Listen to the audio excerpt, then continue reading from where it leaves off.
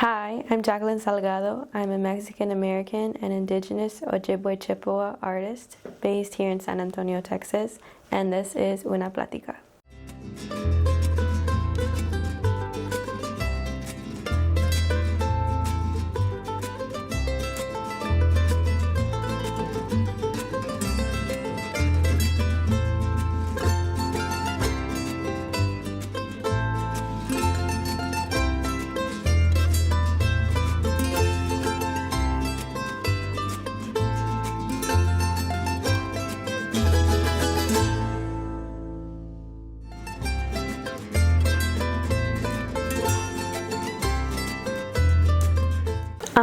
I guess what inspired me to become an artist was I was in my final year of pre-med at UTSA, and I had that moment of, do I want to do this the rest of my life? Is this really my calling?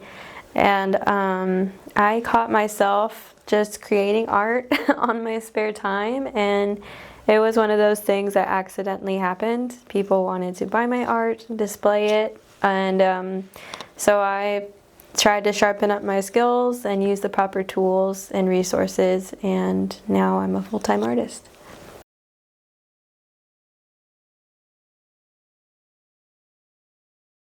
My maternal side is Mexican-American. My entire Salgado family is here in San Antonio, and we are very authentic San Antonians.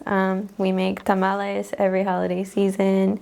We have a party for everything.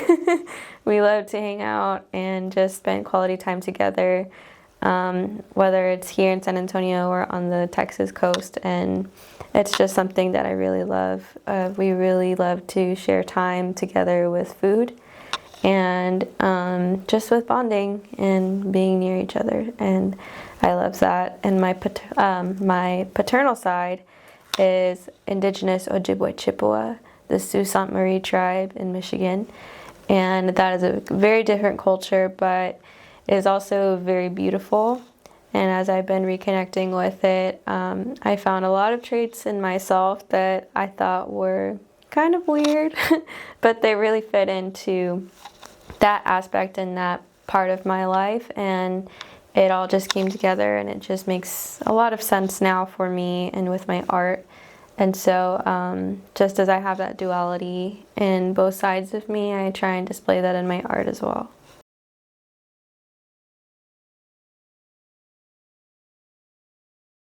I would say I've been creating since I picked up crayons as a kid, but professionally, I would say about 7 years now, going on 8. And I've officially been running as a business in the state of Texas for about 7 months now.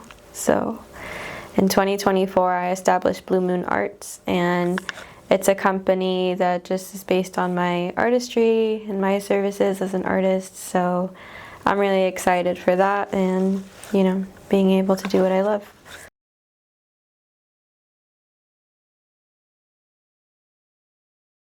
I do think it's important to have roots in different parts of your community, as well as places like Centro Cultural Aslan, because it's places like this where I got to experience the culture of art and Mexican-American history, and all of our different kinds of creativity that thrives. And it's something that really inspired me as a kid, especially seeing that giant mural in Santa Rosa Hospital, and later figuring out that I had seen some of his work displayed here as a kid. And now being able to display my art, it's an honor, and I really admire being able to do it and representing an entire culture and just something more than me. So I think that's important.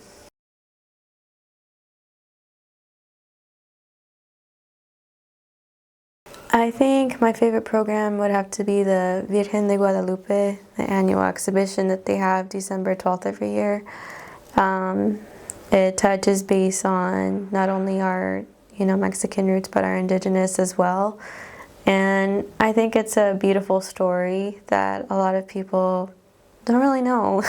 And even if they do and they're not Catholic, I think even from an outside perspective and that lens, it's beautiful as well to see somebody as an indigenous person be able to have this beautiful vision and, you know, have this omen, whatever you might have thought it was, be it the Virgen or something else, Tonantzin. And I think it's something that's important that we carry on, especially for the newer generations and as well as to honor the older ones too.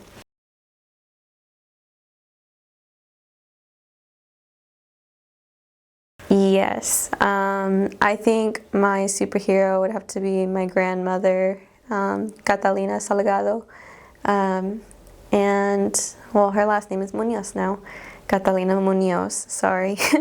And she's my hero because as a mother, she sacrificed everything, including her own dreams.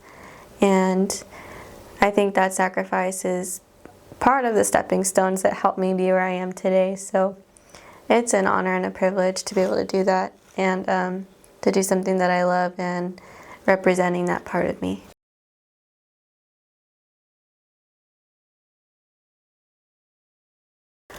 I would say if you think that this is what you're meant to do in your life, then absolutely go for it. And I don't think you should let anything sway you from that call and from that purpose that you have in your life, because the only guarantee that we have in life is that time is always running out and that there is always going to be a struggle.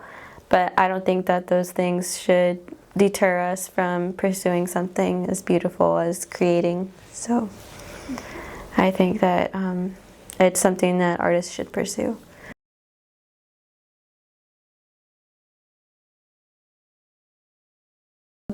The most, I think, outlandish piece that I have that I've gotten a lot of feedback from was this piece that was done on illustration board in ink, and it's named Azrael, off of one of the 4 guardian angels of Abrahamic religions.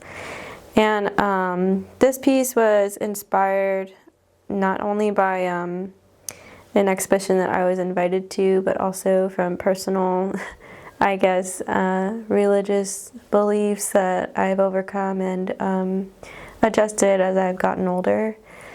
And recently I was invited to participate in Memento Morium, which is a city-funded exhibition that dedicates to life and death and dying. And so I really wanted to reflect that with this piece because it represents the good and the bad in life, you know, the dark and the light. And I think when people think of death, they either think the angel of death or the Grim Reaper. And Azrael is known to be as one of the most beautiful angels in all of heaven. And he can either be the most beautiful or the most terrifying. And I think that's something admirable and also clever, I think, of the man upstairs. But it also helps people really, I guess, reflect on their own beliefs and really settle down and think what they believe, if that's what they think is going to be meeting them when death comes to their door. And for me, I think I've had a lot of personal run-ins with death and also within close family members that I've lost. So it's something that I don't take lightly, and I really do think that at the end of the day, everybody has, you know, their own beliefs, but we all have to come into our own knowing of what we think our life is meant for and what's worth casting aside and what's worth living for. So I just hope people think about this when they see my piece. So this biggest piece that I've done to date is Tonantzin, and it's 32 by 40 inches, I believe, white charcoal on illustration board, and it also has white ink as well. It's a picture of Juan Diego on the hills of Tepeyac, and he is seeing his first initial encounter with the Virgencita, or Virgen de Guadalupe. And I hope that I was able to capture the essence of it, and I really did my best to you know, bring out the light within the dark of that aspect, because he was in a very dark time as an indigenous man in Mexico. You don't really have a lot, you know, after you've been conquered. And the new Catholic faith was, you know, the center of everything. And for this man to be taking care of a sick loved one and contemplating how he's going to manage, and then seeing this beautiful apparition of the mother of Jesus, it's something that I don't think many indigenous people would count on seeing on their everyday walk home. And so I tried my best to capture that and the awe of it, you know, the peace that he must have felt, and you know, just her overall glimmer and just presence of peace. I would like to say that I hope I captured that. And yeah, it was just something that I really enjoyed doing, and I hope that I can make those, you know, Mexican roots of mine proud and, you know, do the story justice.